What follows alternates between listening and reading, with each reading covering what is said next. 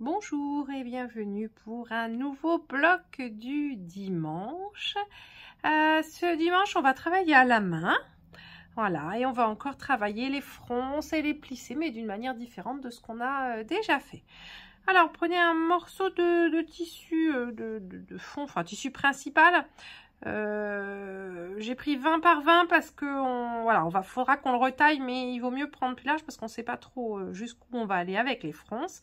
Et j'ai préféré aussi prendre un faux uni, enfin quelque chose de pas trop marqué pour que vous voyez bien mon travail. Je pense que si on fait ça sur quelque chose de très chamarré, on va perdre un peu l'essence même du travail. Voilà.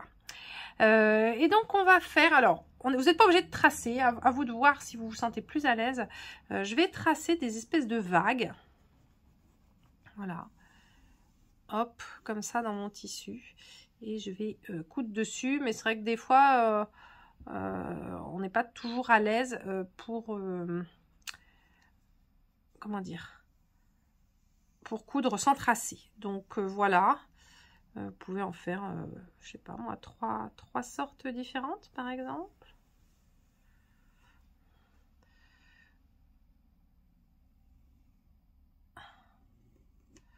Voilà. J'en fais comme ça 3. Et puis, je vais donc prendre, alors moi je prends du coton perlé numéro 5 de chez Steph Francis. Je vous conseille de prendre un beau fil qui se voit bien. Voilà. Un fil fantaisie qui se voit bien. Et on va coudre. Donc on va partir ici du bord, on fait un nœud. Et on va faire des points. Alors, ça donnera différemment si vous faites des tout petits points ou si vous faites des gros points. D'accord? Moi, vous me connaissez, je suis un peu feignante. J'ai pas envie de faire des tout petits points. Donc, je vais faire des points qui vont faire aller 7 mm à peu près, mais ça n'a pas énormément d'importance. Voilà. Et puis, on va suivre la ligne tout du long. Voilà. Avec ces gros points. Alors, les fils dégradés, c'est pas mal parce que ça va rajouter de la fantaisie. Vous pouvez très bien aussi en faire plusieurs. Faire plusieurs points en même temps. Hein. Hop. C'est pour ça que c'est plus pratique d'avoir tracé votre ligne avant. Parce que du coup, vous savez exactement où vous allez. Même si votre tissu est tout froncé. Voilà, vous n'êtes pas obligé de suivre le trait au millimètre. Hein. Voilà, on se donne juste... C'est juste une idée de départ.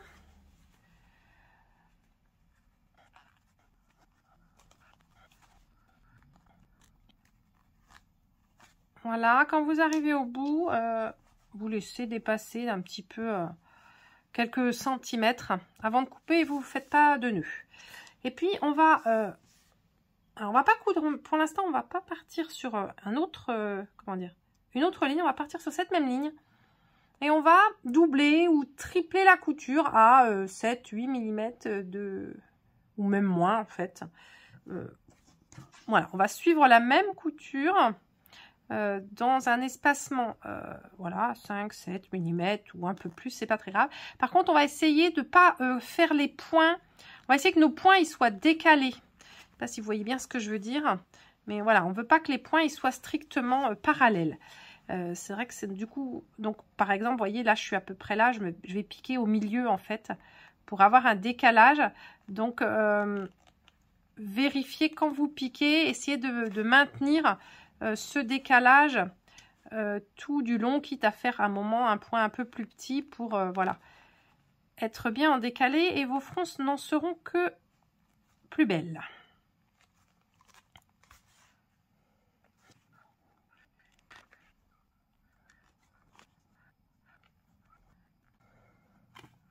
Voilà. Alors on peut faire 2 ou 3 ou 4 même lignes à chaque fois en parallèle. On va pas faire la même chose sur toutes les lignes. Donc je vais faire varier du coup mes points, ça fait juste des effets graphiques. Hein. Voilà, on va à chaque fois, faut en faire au moins 2 parce que c'est comme ça qu'on aura des jolies fronces. Mais vous pouvez donc doubler 2, 3, 4 fois si vous voulez. Je fais ça puis je vous montre la suite. Alors voici, j'ai piqué ici deux 2 lignes, ici 4, ici 3. Ça peut être fait de manière assez aléatoire.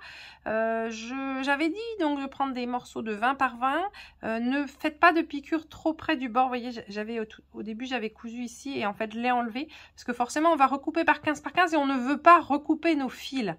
D'accord? Donc, il faut absolument pas qu'il y ait plus de 15 cm entre ces espaces.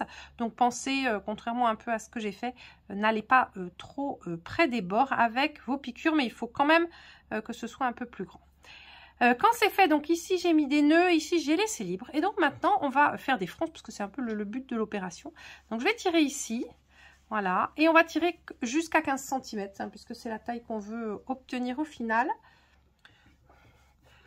Donc je prends mon réglet, mes 15 cm, et puis je vais,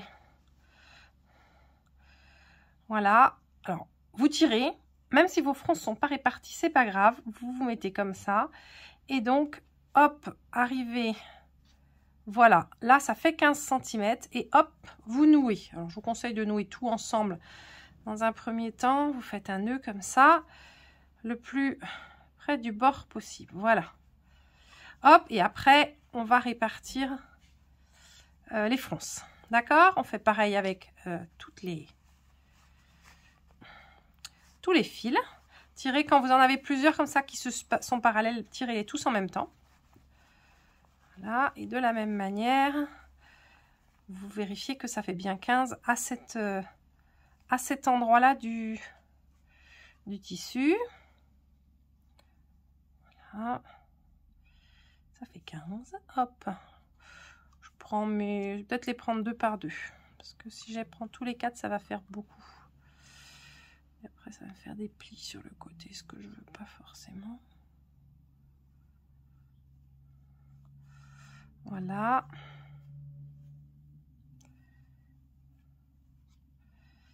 Et voilà.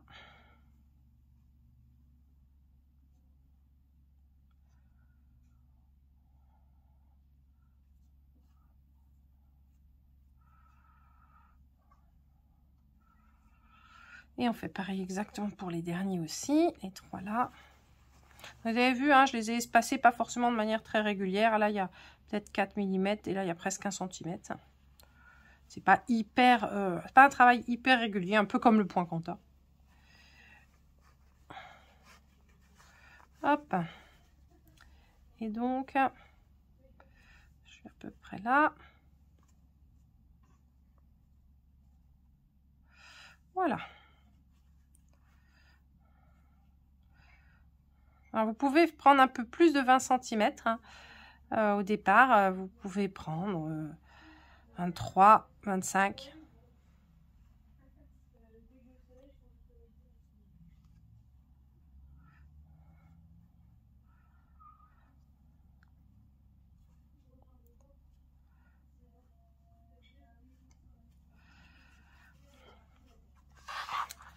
Voilà, donc maintenant que c'est bloqué sur le côté, ben on va juste en fait répartir les fronces de manière à peu près régulière. Voilà. Alors ça fait un effet très bizarre. Ah, là j'en ai un que j'ai pas tiré assez. Je pense que ici j'ai un fil. Celui-là qui n'a pas été... je sais pas comment vous expliquer, mais c'est vrai que tous les fils doivent être tendus de la même manière. Et là, il y en a un, clairement, qui n'est pas assez tendu. Donc, je vais le retirer. Je vais refaire un nœud. Voilà, vérifiez encore que vous avez bien vos 15. Je suis plutôt à 13, là. On va hop, détendre un petit peu. Voilà.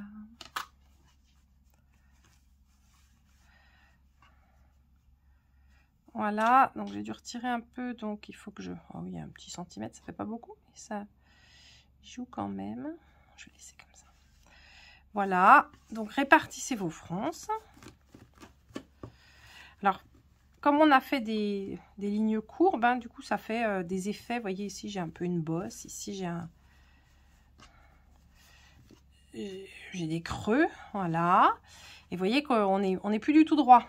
D'accord, d'où la remarque que j'ai faite tout à l'heure qu'il fallait pas coudre tout près du bord. Voilà, donc faites ce que je dis et faites pas ce que je fais. Voilà, et donc maintenant, ben, on a fini notre travail, donc on va équerrer. Super important, à aucun moment vous n'allez équerrer en recoupant les fils. Si vous coupez un des fils, que ce soit à un endroit ou à un autre, tout le travail ne sert plus à rien. Donc surtout, on n'équerre pas, on ne coupe pas les fils en équerrant. D'accord?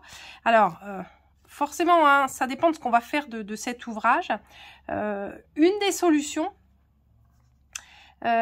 si c'est vraiment quelque chose que vous voulez intégrer à un ouvrage, une des solutions, c'est de piquer sur les bords pour maintenir vraiment ici, voilà, ou de tracer au crayon en fait votre carré, on va dire, voilà, comme ça.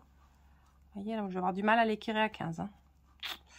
Bon, je vais, je sais pas, je vais tricher, ou je vais le faire plus petit. Voilà, c'est ça les expériences. Sur mon modèle, ça va bien marcher, mais voilà. Donc, faites plus grand que 20 par 20, on va dire, si vous voulez. Voilà. Donc là, je ne vais pas pouvoir l'équerrer, mais donc surtout, vous ne coupez pas les fils. Voilà. Donc moi, je vais l'équerrer comme ça. Il ne va pas être très carré non plus. Voilà. Et ici, si vous recoupez les bords, vous ne coupez toujours pas les fils. D'accord? Voilà. La solution, donc je disais, ce serait en fait plutôt de tracer au crayon et ensuite de l'assembler sur le trait. Et au final, de couper ce qui dépasse. Ça me paraîtrait être une meilleure idée. Là, ce que je vais faire, c'est que je vais peut-être le laisser en forme de patate, après tout. C'est aussi quelque chose de bien. Le bas, vous voyez, je peux le couper. On voit bien, hein, on ne va pas du tout couper. Ça ne va pas du tout être régulier. Et forcément, on aura des fronces dans la couture du bas aussi. Voilà, je suis à peu près à 15. Un peu. Je vais tirer un peu comme ça. Hop, hop. Voilà. On va couper là. Je vais couper. Ouais, là, je vais juste couper le haut. Pas être tout à fait, ça va être un peu plus de 15 parce que je ne veux pas recouper les fils. Voilà. Et sur le côté, vous pouvez vous aligner aussi sur la, vous voyez, sur la règle. Donc là, on fait super attention, on coupe, on peut couper après le nœud, mais surtout pas avant. Hop, ici on a un ventre.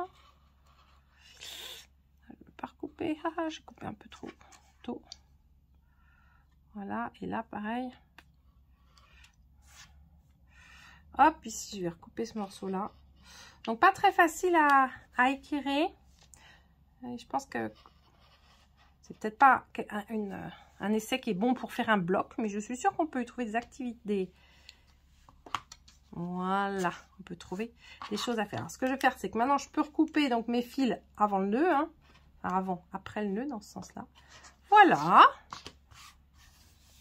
Hop.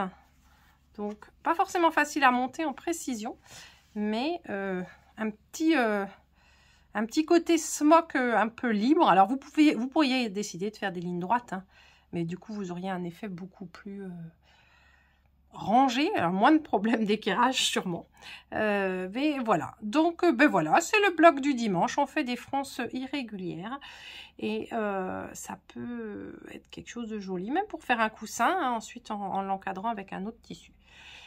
Voilà, et bien écoutez, je vous souhaite un bon dimanche et je vous dis à dimanche prochain.